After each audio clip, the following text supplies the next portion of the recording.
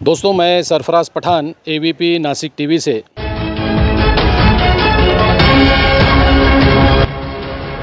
AVP Nashik TV, हमेशा सच के साथ।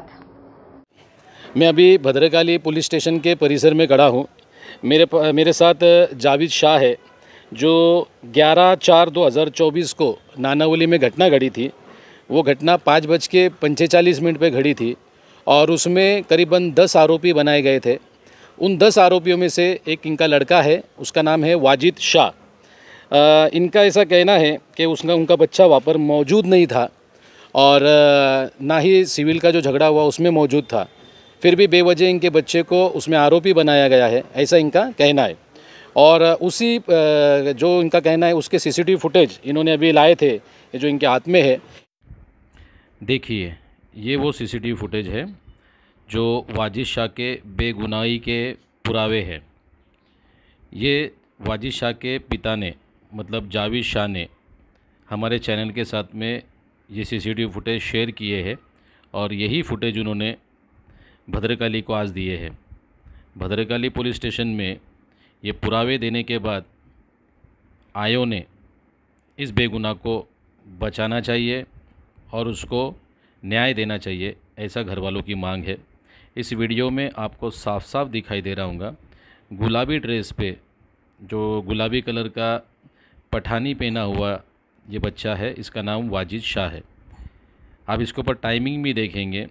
ये बच्चा जिस वक्त झगड़ा हुआ उसके 3 मिनट बाद से तो लेकर झगड़ा होने के बाद से और आगे कुछ टाइम तक ये अपने घर पे था।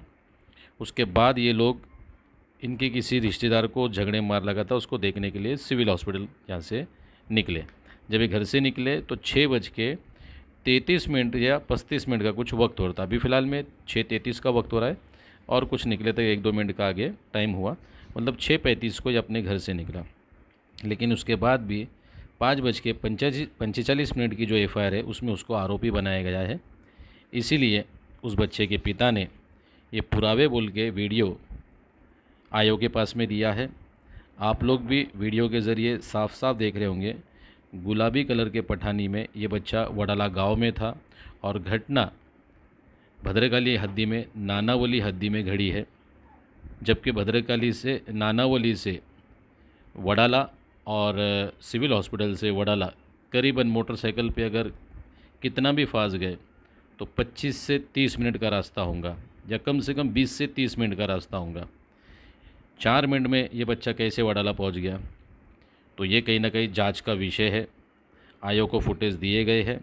उम्मीद है आयोग बारीकी से इस वीडियो का जांच करके न्याय देंगे।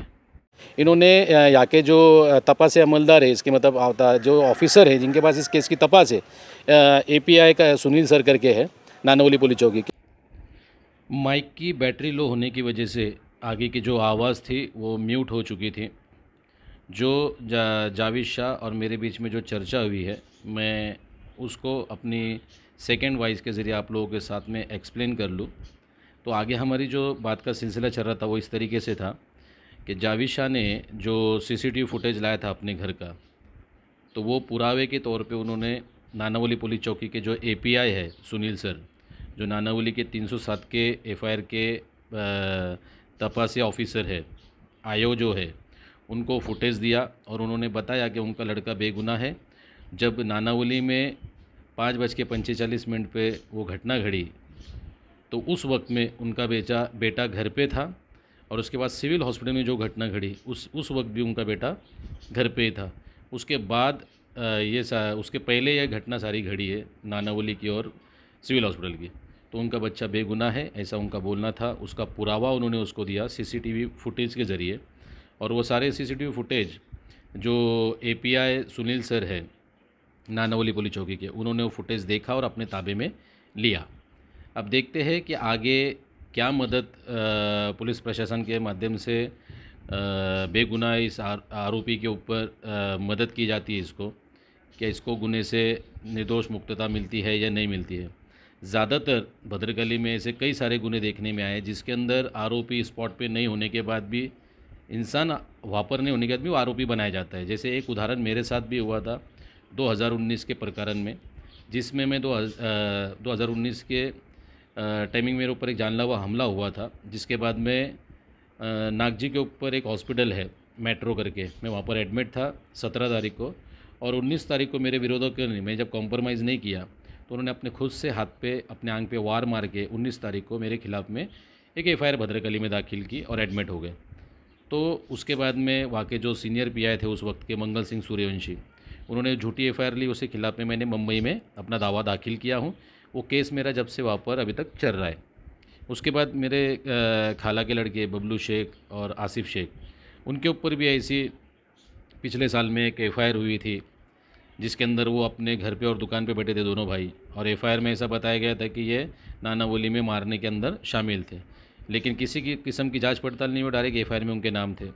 उस वक्त भी हमने सीसीटीवी फुटेज वगैरह पुरावे दे के कोर्ट के सामने रखे, तो मेहरबान कोर्ट ने उसके अंदर उनको जामीन दे दी थी।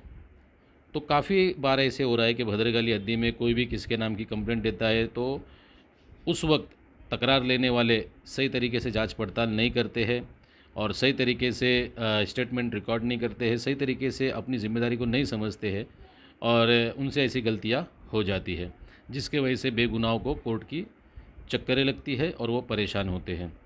तो आज का जो पुरावा था वो वाजिद शाह के वास्ते भद्रकली को दिया गया था कि वो उस गुने में नहीं शामिल था और उसको इस गुने में अटकाया ना जाए, इस गुने से उसको निर्दोष मुक्त किया जाए। इंशाल्लाह इस विषय से आगे और कोई अपडेट रही तो आप लोगों के साथ ज़रूर शेअर करेंगे। जय हिंद, खुदा हाफिज़। अन्याय अत्याचाराचा पर्दाफाश करण्यासाठी एबीपी नाशिक टीव्ही चॅनलला सबस्क्राईब करा आणि बेल आयकॉन प्रेस करा।